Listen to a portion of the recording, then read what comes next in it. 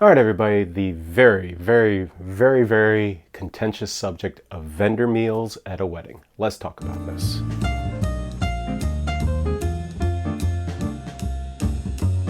Now, this 4DJs Only video is brought to you by Q. Yes, I'm building Q, and what a better way to put this in one of my videos. Q is the new platform that's going to help bridge all the event professionals into one platform, be it DJ, videographer, photographer, and such. There's so many different layers to talk about. I want you to head over to qplatform.com, check things out, and see how things are progressing with everything that is coming out. Right now, Q Essentials is already out and is free. Soon, Q Premium will be out with a whole bunch of just insanely awesome features. Again, check this out. Now, I have been considering shooting this video for a very long time. It's something that I know I've experienced throughout my career, and I hear this echoed by every videographer, photographer, DJ, band, whoever it happens to be. This seems to be a recurring theme. This is specifically that the couples have earmarked through the caterers, through the venue, wherever it happens to be, for the vendors to get fed. Now, I don't want to get into too deep of people who actually put this in their contracts. Hey, that's awesome if you are. And I don't want to get into the particulars that if a catering company is not serving a vendor meal as a whole, that's just something you have to fend for yourselves, and that's something that needs to be discussed during the planning process. Now, I'll just kind of recall something that's happened to me this year. There was a pair of videographers, a pair of photographers, and myself. And we got to a point where, it was a family style meal. Things were getting ready to start coming out. You start to get everybody sat down. And this is the premium window of opportunity for us vendors to actually sit down, relax a minute, get our couple bites in, and then go on to the next phase. That could be a pair dance, that could be toast, some specific milestone that we all have to be front and center to be a part of. Typically, we are waiting around for a very long time, 20, 30, 40, sometimes 60 minutes before a meal comes out. By then, the majority of the tables are already done eating, and especially if we're doing something like toast, the expectation is that we would do those toasts as people are eating, and then we would go off into our next milestone, be it parent dances, be it a major dance, wherever it happens to be. So, we've definitely wasted a whole bunch of time during this downtime for us to be able to eat. Now, from the caterer's perspective, their thought process is, hey, the guests have to eat first. That's what's important. Now, I would argue that at that moment of time, as long as, again, that the couples have earmarked these meals for the vendors, we should be treated as guests at that time. We have this window of opportunity to actually be able to do stuff.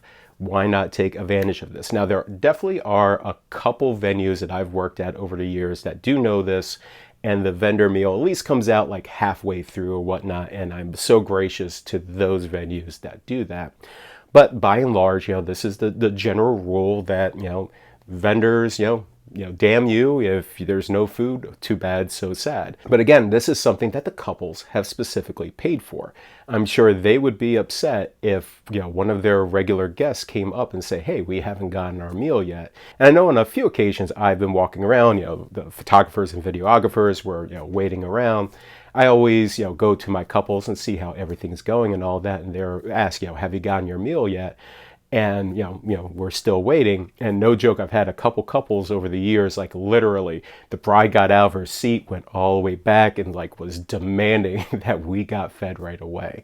Now, again, I don't want to make this a battle. Should we be fed or not? There's an argument to be had that some people say, vendors shouldn't be fed at all. That's for a different story. But again, in this case, in most of these cases, at least in my situation, the caterers or the venue is being paid, typically top dollar, to feed those vendors. Now, there are some that do a discount on it, and that's from a mentality standpoint, at least they're not paying full dollar for it. But again, from a timing standpoint, this is a really difficult thing for us to manage, where in many cases, we just don't get a chance to eat. So I think the only way this changes is really us basically talking in both directions. In one direction, talking to the catering staff while we are at these events and mentioning to them, as a professional, it would really be beneficial for us to get fed early. And I also think that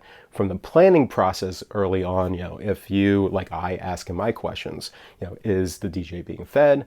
And then if so, have that conversation with the couples like, hey, this is something that actually has been an issue in the industry. Now, no joke, I've actually had a couple couples ask me that specifically. It was something I did not bring up, and they're the ones who suggested to me that I should be talking to couples about this. And again, I don't want to air any like negativity or anything as an industry thing as a whole, in front of my couples. I want that experience to always be, very pleasurable and all that.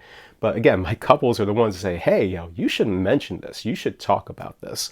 And I've held off, but I think now is really kind of the time because, the industry has not changed in this regard in any positive way. If anything, I've seen it less and less over the years. And I think there definitely has to be kind of some sea change. If the vendors are being earmarked for these meals, it's just a courtesy to make sure that they're in on the early part of the process so we can get our job done.